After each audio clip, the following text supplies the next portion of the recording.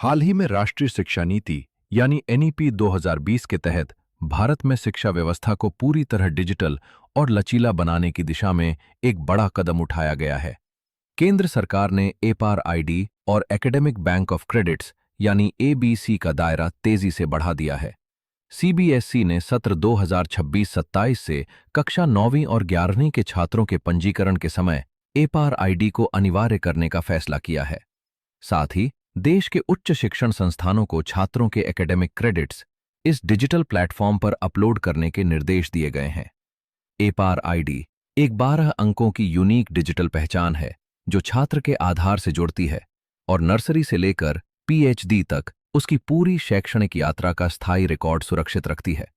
इसका उद्देश्य फर्जी प्रवेश, डुप्लीकेट रिकॉर्ड और दस्तावेजों से जुड़ी समस्याओं को खत्म करना है। यही कारण है कि भविष्य में जेईई, एनईईटी, सीयूईटी जैसी राष्ट्रीय परीक्षाओं और कॉलेज एडमिशन में भी इसकी भूमिका लगातार बढ़ती दिखाई दे रही है। सरकार के लिए यह सिस्टम स्कूल छोड़ने वाले छात्रों की रियल टाइम ट्रैकिंग और शिक्षा योजनाओं की बेहतर निगरानी का भी माध्यम बनेगा। दूसरी तरफ एकेडमिक बैंक ऑफ क्रेडिट्स छात्रों के लिए एक डिजिटल बैंक की तरह काम करेगा, जहां प्रत्येक सेमेस्टर या कोर्स के अर्जित क्रेडिट्स सुरक्षित रहेंगे।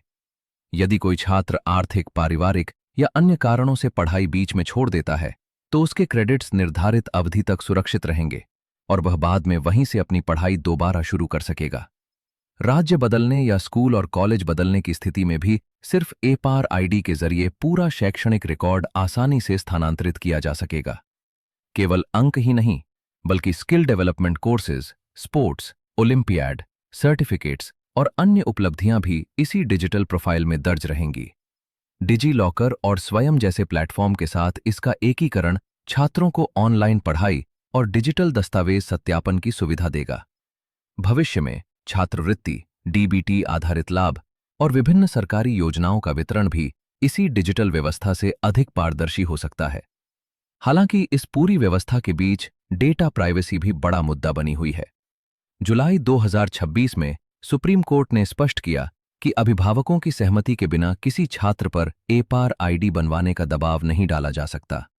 माता पिता के पास ऑप्ट आउट का अधिकार रहेगा और पूरा सिस्टम डीपीडीपी एक्ट 2023 के नियमों के अधीन संचालित होगा।